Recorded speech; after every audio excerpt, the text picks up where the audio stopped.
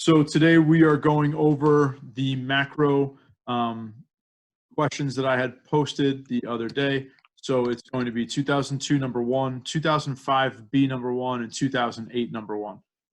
Before I get started, does anybody have any questions, comments about anything before we get going here? Anything in general? No? All right, cool. So let me go back to my notebook here. All right, let's look at 2002 number one.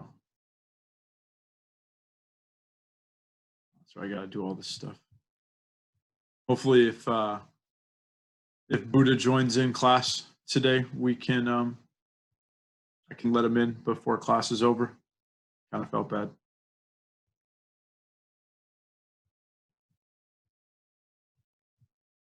All right, so we are on 2002 number one.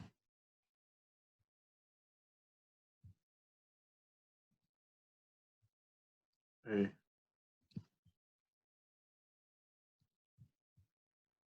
All right, 2002 number one. The United States is experiencing a high rate of unemployment. For A, identify one fiscal policy action that Congress might initiate to decrease the unemployment rate. First things first, before we get into this, the thing that it says is the United States is experiencing a high rate of unemployment. With that being said, I should know that the United States is most likely currently in a recession, right? Two major symptoms of a recession: high rates of unemployment and low output or low price level, which price level we usually don't know, but we can kind of tell by output, okay? And so as a result, we're most likely looking at a recession. So in order for us to fix a recessionary gap, it's asking for a policy action, fiscal policy action that Congress could initiate to decrease the unemployment rate. The answer for this one is you have one of two things. You can say that Congress can decrease taxes, okay, or increase government spending, okay? And those are our two fiscal policy tools available to us.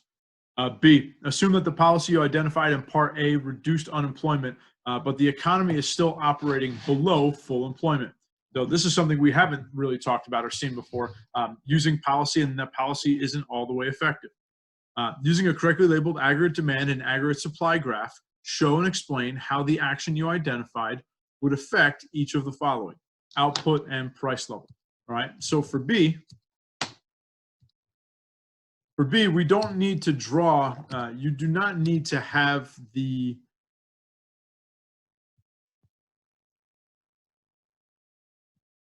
is my pen out? Is the battery out on this already? Get out of here.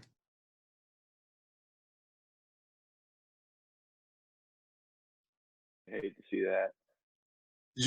I think the stylus pen battery died. Devastating. It is devastating. We used it, what, 3 times? Nope, there we go. Okay. All right, so for this, we don't need to include long-run aggregate supply because it doesn't specifically ask us for it. You can, well, you could have, it would not have penalized you.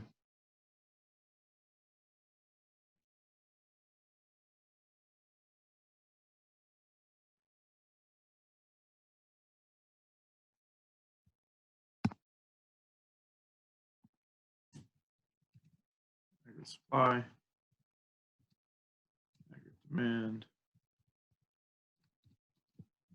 P.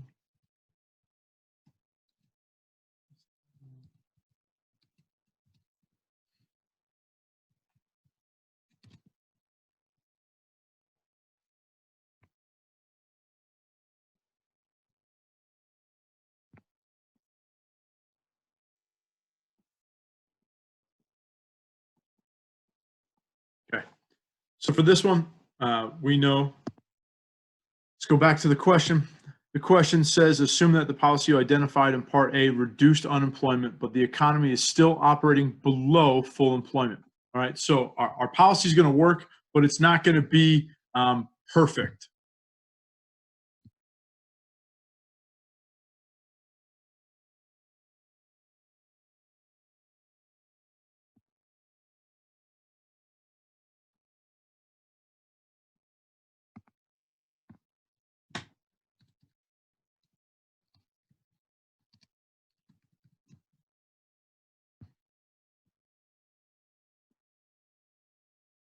I don't know who I just admitted to class.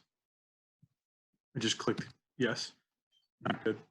All right, so our policy is going to be good, but it's not going to be great. So we're not going to get back to long run equilibrium. As a result, aggregate demand will increase, but only increase slightly.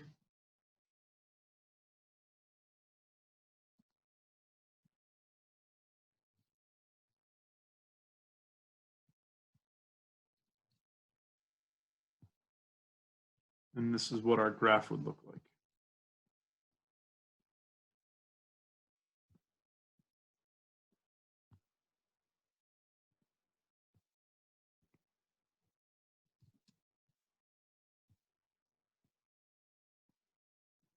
Okay.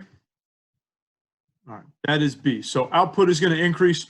Real price level will also increase, but we're not going to fix the gap all the way. Okay, letter C. Explain how the policy you identified in Part A would affect short-term interest rates. Now, this is interesting, right? And the reason why this is interesting is because we haven't really had to think like this, and this is asking us to think about one of the units that we had to learn since we've been out of school and on quarantine, right? And that's about the loanable funds market. So if we think about it, if the government is going to borrow money to enact fiscal policy, they are going to spend on deficit, okay? Because of the deficit spending, it's going to lead to the government borrowing money from the loanable funds market. When the government borrows the money from the loanable funds market, it's either going to decrease the supply of loanable funds or increase the demand for loanable funds. Either way, you can state that either way. As a result, if it does decrease the supply of loanable funds, then real interest rates will increase. If we increase the demand for loanable funds, same thing happens. Real interest rates will also increase. So in this case, in the short term, real interest rates are going to increase. All right, and I'll write out the explanation for you. Okay. So real interest is going to increase. Okay. And it's going to increase because government's increased demand for loanable funds will increase interest rates. Or, okay, here's another thing. If the government is going to enact fiscal policy, let's say government cuts taxes. Okay, great. We're going to cut taxes. The government cuts taxes. Individuals now are going to receive more income per paycheck, right? Income taxes decrease. I'm going to be able to keep more of the money that I work for and I get paid, and I'm going to have to pay the government less. Therefore, my income is going to increase. We learned last time we did these FRQ reviews that as individuals' income increases, so does our spending. Okay, and the answer there is think normal goods, right? As I get more money, I typically buy more of a specific type of good.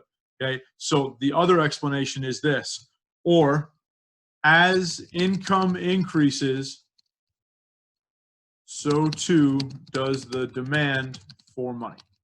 Okay, so we're not even going to be thinking about loanable funds specifically in this instance. We're going to be thinking about the money market. So either way, we know that we have two different shifters. One is going to be for the loanable funds market. One shifter is going to be for the money market. Interest rates 100% are going to increase because two different markets that impact interest rates are both going to see an increase as a result of the fiscal policy. Okay. All right. Let's move on to D. Okay. Given that the economy is still below full employment, identify the open market policy the Federal Reserve could implement to increase the money supply. Okay, well, if we're still not there, right? We're still not at long-run macroeconomic equilibrium. Well, why would we want to increase the money supply?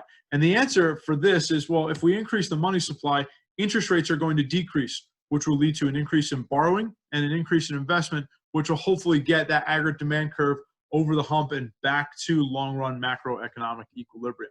All right, so this specific question is asking for the open market policy. This is referring to open market operations, the third tool used by the Fed to change the money supply. In this case, if we want to increase the money supply, we would in fact want to buy bonds. So the answer for this one is we are going to buy bonds.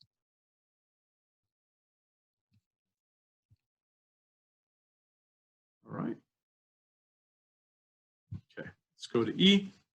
Using a correctly labeled graph, show and explain how the increase in the money supply will affect each of the following in the short run: short-term interest rates, output, and price level. So this one is specifically asking you guys for two graphs. I'm going to draw one graph on the right, and then we're going to impact the initial graph. So if you were doing this and that's kind of how you did it, that is completely fine. So we'll put E here.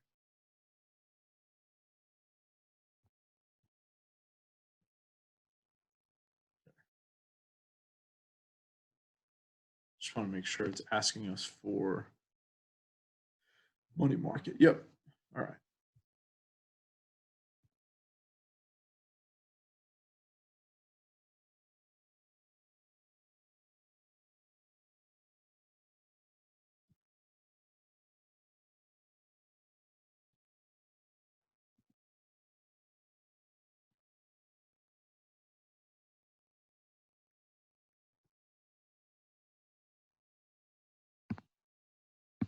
Okay, so we know money market, we have nominal interest rate. I'm just going to write,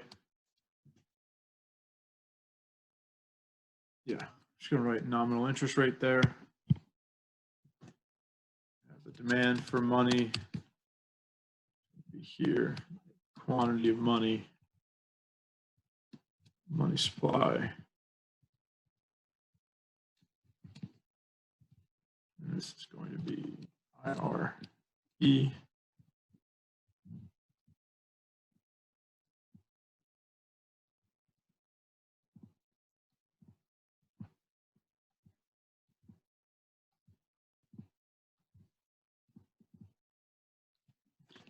All right, so we want to increase the money supply. We are going to buy bonds, right? If we're buying bonds, the Fed is going to be giving out cash to banks in exchange for bonds. As a result,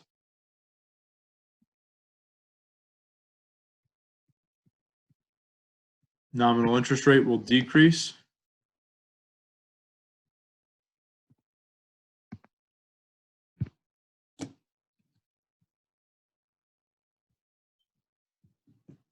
As the money supply increases. Okay. All right. That's E. Oh, sorry, I gotta label that.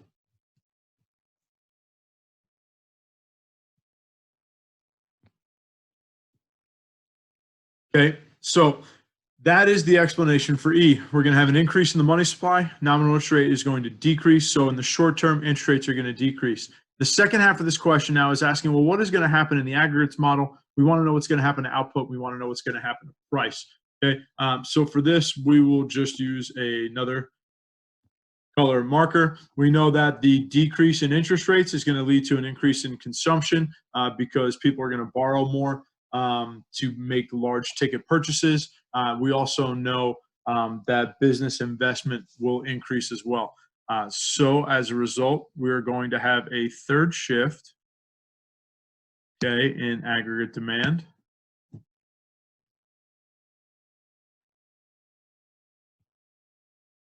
Which is going to get us back to long-run macroeconomic equilibrium. However, it's also going to what? It's also going to increase price level pretty dramatically.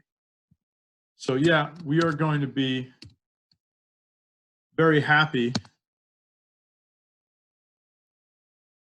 that we are back to normal unemployment or the natural rate of unemployment, but our price level is going to be much higher. Okay, this is 2002, number one. Before I erase this and move on to the next one, does anybody have any questions? This was the longest one of the three. The other two, I think, were relatively simple comparatively.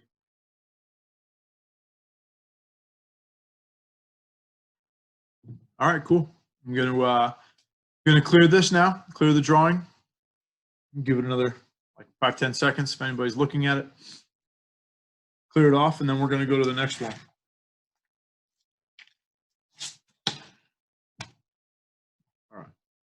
So this next one that we're going to be doing is 2005 Form B number 1. Okay. Now, I'm not going to lie. The first time I did this one, I ran through it, wrote it all. I'm like, oh, that was pretty simple, pretty easy. Went back just to double check myself, and I realized that I did the first question, the first part wrong, and therefore every other answer for the remainder of my FRQ was in fact incorrect. So this is, I guess, my reminder to you guys is take your time when you're going through this, okay, and make sure we're reading things properly. And the reason why I say that is this. When I looked at this initially, it says, assume that the economy is currently in equilibrium along an upward sloping short-run aggregate supply curve. Suppose that the country's central bank conducts an open market sale of government bonds. For whatever reason, I thought that it was saying that the government was buying bonds, and that's not the case. So we know that right off the bat, okay, the government is going to sell bonds. All right, so that's what we're going to start with. Just give ourselves a little bit of information there, and let's look at A. So the government is going to sell bonds. That's open market operations, monetary policy. Using a correctly labeled graph of the money market, show how the open market sale of bonds will affect each of the following. Okay, so I know we've done the money market about 8 million times, and that's a good thing. At least, you know, what I'm going to tell you, it's a good thing because it's repetition.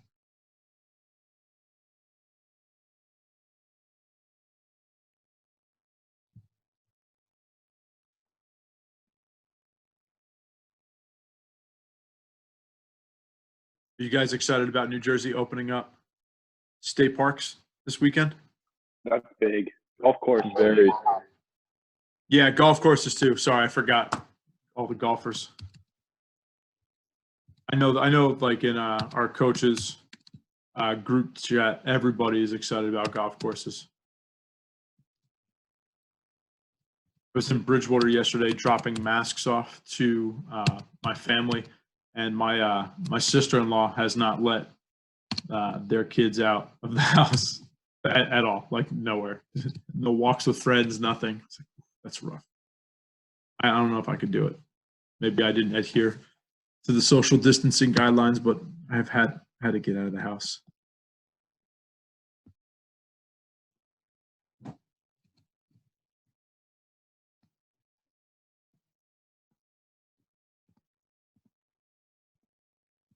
Did you hear about the like the bubble thing, like proposition? The what proposition? The bubble proposition, saying that like if you just congregate in exclusive groups of 10, Yeah. only, like groups of 10, you have to hang out with the same people. Yeah. When this all first started, they said that's how you're going to have to slowly start working like your friends back in. Is you have like a group of people that you spend most of your time with, like outside of your immediate family. When you start, like, I guess, reacclimating yourself to society, that just sounds so weird. And so, yeah, you're supposed to add like small groups of people at a time. So I was making jokes. It's like T-Mobile's old, like, my friend circle, right? Like you can get 7 friends that you can call unlimited, cell phone minutes, because back then it wasn't all about data. So now you're really going to know who your close friends are. Because if you can only have 10 friends on your island, that's it. You know, your Facebook feed is going to get cut down. FOMO is really going to increase when, you know, my friends are hanging out with somebody else's friends and not me. I'm going to feel real bad. Gonna get awkward. Gotta get awkward. It is going to get really awkward. It's going to get really awkward real fast. It's going to be interesting. All right. These are like all of those what if moments coming to truth. What's that? It's like all those what if moments coming true. Oh, yeah. Yep. Oh, yeah. I mean, like I said the other day, the fact that like the government confirmed the existence of UFOs and aliens and there's barely any news just goes to show like 2020 has been a good time. It's been an interesting time.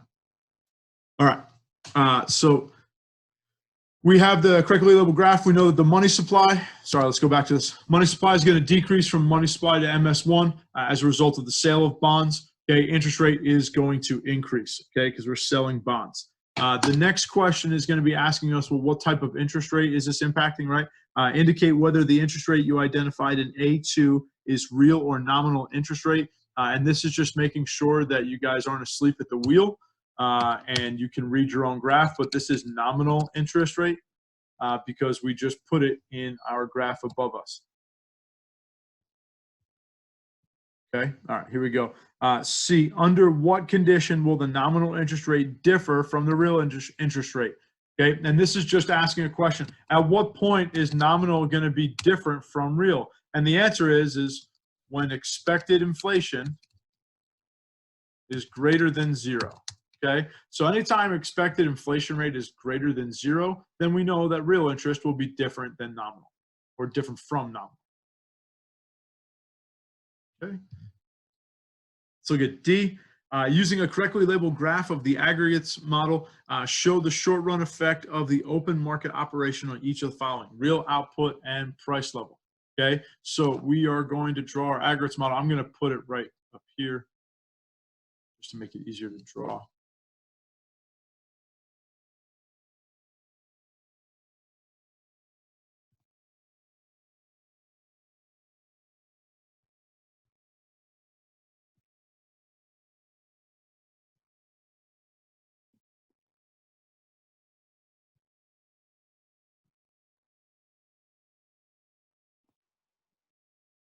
Today was supposed to be bring your child to work day, so I tried to convince my children to come downstairs and talk to you guys, and they weren't having it.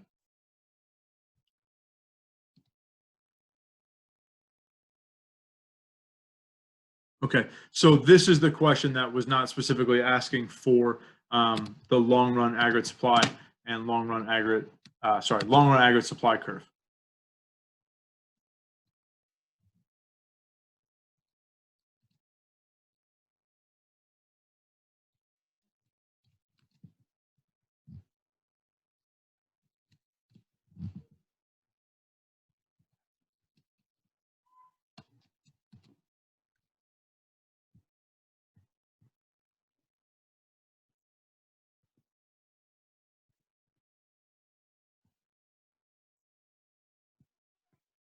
Okay. So we know that the money supply is going to decrease. If the money supply decreases, we know that interest rates are going to increase. As interest rates increase, investment decreases, and so does consumption. So as a result, in our aggregates model, we know that we are going to see a decrease in aggregate demand. Okay, because of the decrease in aggregate demand, we know that price level is going to fall. Okay, and output will also fall.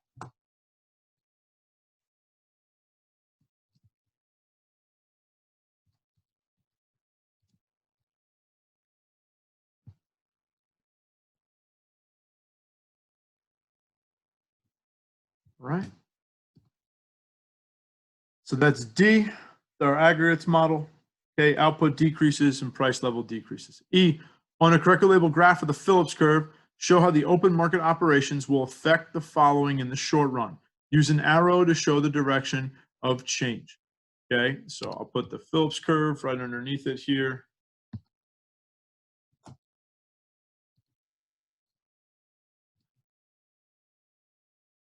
Okay, and again, remember in our Phillips curve,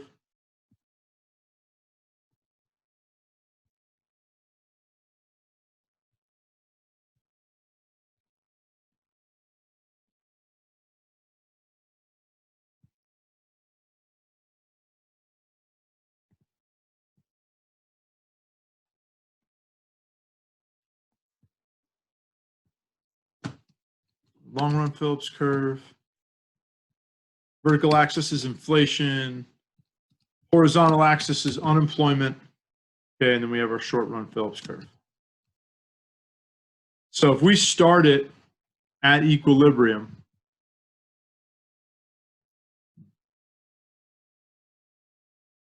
okay, if we started here at equilibrium, this would be point A.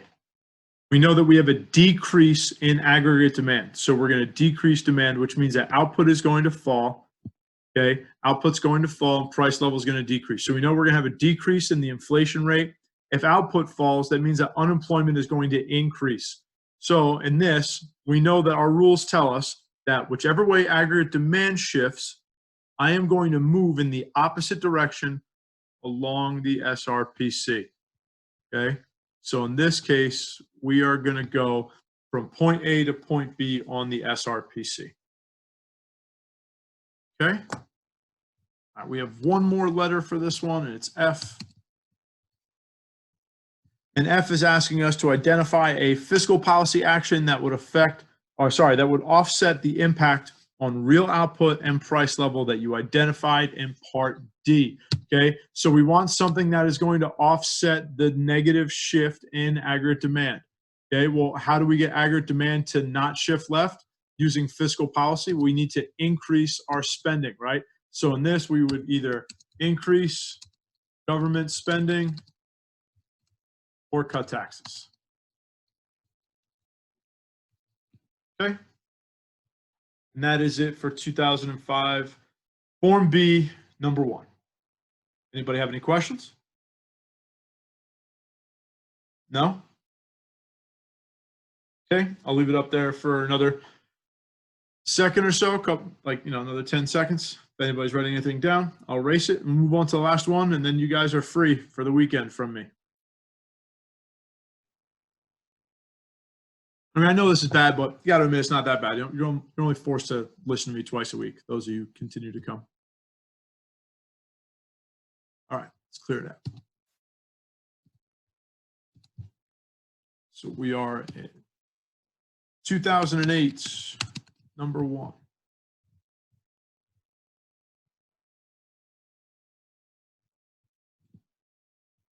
We should have like outdoor review sessions at state parks and just say there was a chance meeting of 60 people at a park all at the same time. Social distance, of course. every 6 feet. I can take the for football, we had like these, we used to call them fire strips, and there were strips that would tell everybody like where to line up. We could just use those. We could just space out on those along. Just line up and like by yard line. Yeah, that's actually not a bad idea. All right, every 2 go to every 2 yards, you're technically 6 feet apart. So yeah, or go to a parking lot in every like other spot. All right, here we go. 2008, number 1. We'll get you guys in and out. You'll be on your way. Okay. Assume that the United States economy is operating at full employment output and the government has a balanced budget. Okay, so we're operating at full employment. As always, I like to leave myself little notes, right? So we're just going to say full employment. Okay, and that just lets me know that I'm dealing with an economy that's going to start in long-run macroeconomic equilibrium. There is a drop in consumer confidence that reduces consumption spending and causes the economy to enter into a recession. For A, we want to draw a correctly labeled graph of the short-run Phillips curve, show the effect of the decrease in consumption spending. Let the initial position A and the new position be B. We are drawing the exact same Phillips curve that we just drew. I did not do that by design. Actually, didn't realize that they had you draw the Phillips curve in this one. I chose this one specifically for you guys to practice the spending multiplier and the tax multiplier in the later portion of this question. So, but yeah, we got away with an easy one. So we got the LRPC, inflation, unemployment, SRPC. Okay, as we said before, we're in long-run macroeconomic equilibrium. That's point A. Now all of a sudden we have a drop in consumer confidence. Okay, which means that aggregate demand is going to fall. Aggregate demand is going to shift to the left. Therefore, we're going to move down the right along the SRPC. I know that's a really bad look. I don't think that looks any better, but we'll survive. Okay. B, what is the impact of the recession on the federal budget, and explain? This is an interesting one now, okay? So this is one we have to think about. We haven't really talked too much in class about impacts on federal budgets because you don't really normally see this question. But let's think about it. We know that if we were operating at full employment and we now have a decrease in consumer confidence, okay, I have a decrease in confidence, aggregate demand is going to shift to the left. When aggregate demand shifts to the left, price level decreases, Good thing, right? Not a big deal. But why does price level decrease? It decreases because unemployment is going to increase. When we stop spending money, we're no longer confident, okay, it's going to lead to a recession.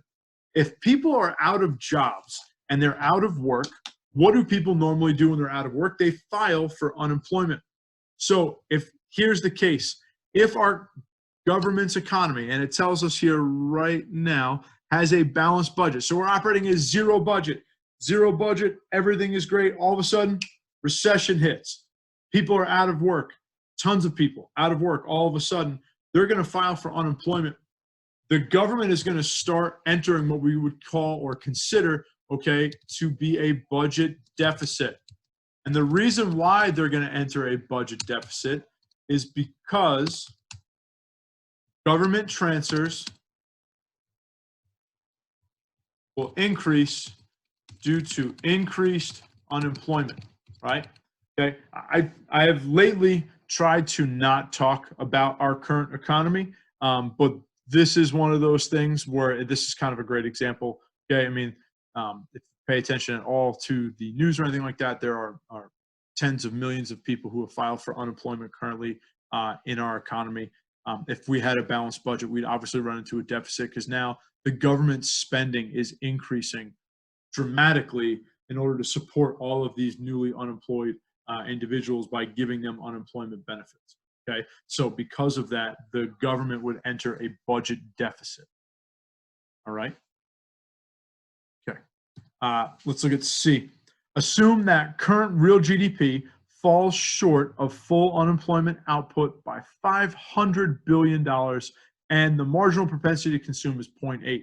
It's going to ask us to calculate the minimum increase in government spending that could bring about full employment, and then it's going to ask us if taxes is better and whatnot. Okay, so for myself, what I did is I always like to draw the graph for these. I'm not going to do that right now because just for the sake of not making you guys kind of hang around and look at a graph. But now we have a recessionary gap of $500 billion. Okay, so we have a $500 billion gap. All right. We know that our MPC, okay, our MPC is equal to 0.8, which means that our MPS is equal to 0.2. If you forget what these terms even mean, MPC stands for marginal propensity to consume, and the MPS is the marginal propensity to save. If you remember, this is the rate at which, or how many cents on a dollar, if you think about it like that, how many cents on a dollar that you would spend if I gave you one additional dollar today that you did not have before. Would you spend 80 cents on a dollar? Would you spend 20 cents on a dollar? So on and so forth, okay? And so in this case, our marginal propensity to consume is 0.8, and our marginal propensity to save is 0.2. We know that the spending multiplier, which is what we were looking for, is equal to 1 over, okay, the MPS, okay? For all intents and purposes, just to kind of have the information out there, we know that the tax multiplier is equal to the MPC over the MPS, or the expenditure multiplier minus 1. Okay, so now I have all of the formulas, I have all of the information that I'm going to need to answer the next two questions in front of me. Okay, so let's get to C. C1 is asking us for, we have a $500 billion gap, we have a MPC of 0.8. By how much do we need to increase our government spending by? Well, the first thing we need to do is figure out the spending multiplier. The spending multiplier is going to be 1 over 0.2, and it's going to give us a spending multiplier of 5. Okay, so we know that the multiplier in this case is 5. We have a $500 billion gap. We have a $500 billion gap. We need to know how much to increase spending. We just divide the gap by the spending multiplier, and it's going to give us $100 billion increase in government spending. Okay, so C1 is a it's a $100 billion increase, okay, in government spending. Let's look at C2. C2, assume that instead of increasing government spending, the government decides to reduce personal income taxes. Will the reduction in personal income taxes required to achieve full employment be larger than or smaller than the government spending change you calculated in part C1, and explain why? Well, in this case, we know that the tax multiplier, or that taxes do not have the exact same impact as a increase in government spending. And the reason why is because government spending is a direct injection into the economy, whereas taxes, we're going to send money home, and whenever money gets sent home, a portion of it is saved, and then a portion of it is spent. Okay, it's like, you know, all the stimulus packages and everything like that we've talked about. Some people are going to save it, some people are going to spend it, so on and so forth, right? Obviously, I'm sure you guys in your generation loves the memes or the TikToks about what people are spending their stimulus checks on, whatever it might be. Okay, but the point is that, like, we want people to spend the money. After 9/11, under the Bush administration, we had a stimulus check that was sent home to American families, and this stimulus check was notorious because at the time, the United States actually underestimated how much money Americans were carrying in credit card debt at the time. And as such, a majority of those stimulus checks didn't go into the economy. They just went right on debt.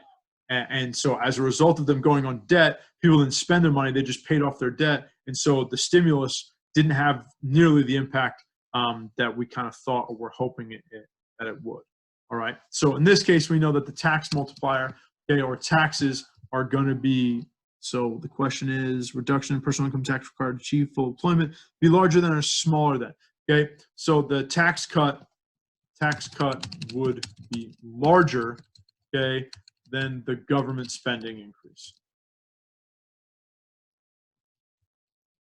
Okay, because there is an initial round of savings with taxes. Okay, because that initial round of savings, not all the money gets spent, therefore the multiplier is less. Okay, in this case. All right, and if you really wanted to give data for this answer, you could actually figure it out. Right, so in this case, we know our spending multiplier is 5. Our tax multiplier would be 4. You're now going to take $500 billion gap divided by 4 means that you're going to have to you're going to have to decrease taxes by $125 billion, which there we know it's going to cost the government $25 billion more to enact policy via a tax cut. Okay? All right. Let's finish up here. D, using a correctly labeled graph of the loanable funds market, show the impact of the increased government spending on the real interest rate in the economy. Okay, so now it's asking us for the loanable funds market. Let me just make this larger, give myself some more room. Okay. Remember, loanable funds is just a regular supply and demand graph.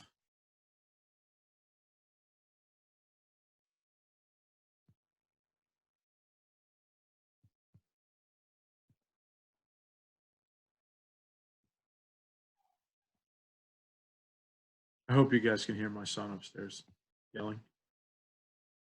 Something to laugh about. He's just smashing his toys together like he's Godzilla.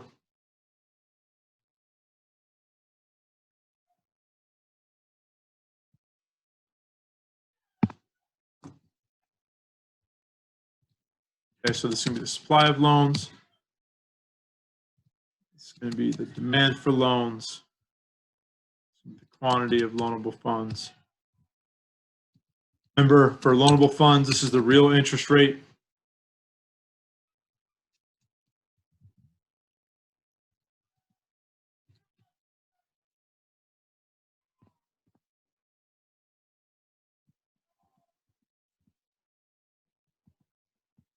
Okay.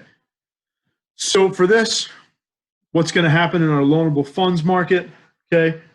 In the loanable funds market, that's why I can't. Next page.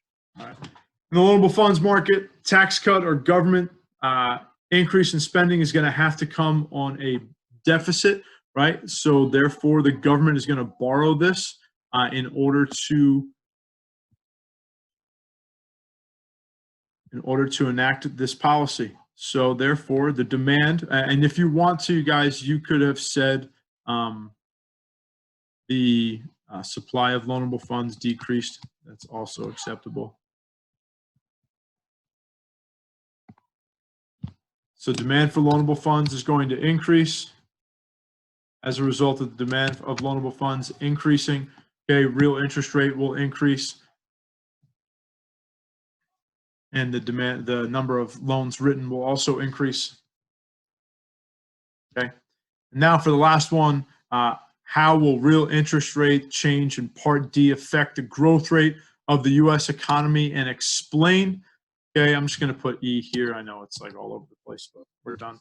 Okay, the answer for this one is that the growth rate, okay, growth rate's going to be slowed. And the reason why is this: high interest rates deter spending and investment. Lack of investment means a lack of capital formation. Okay, capital formation and investment are required.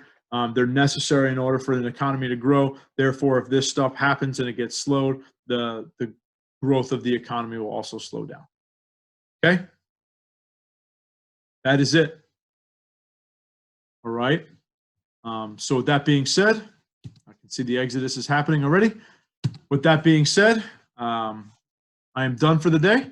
That's all we got. If you guys have any questions, feel free to ask. I'll have office hours tomorrow again. If you need anything, I'll post a link. Just stop in, ask any questions you want. Hope, if I don't see you, hope you guys have a great weekend. For the last Thank you. one, Bye, thank you. You're See you welcome. See you later. for the last one, when you said lack of investment equals the lack of Capital what was that? formation. Capital formation. Yeah.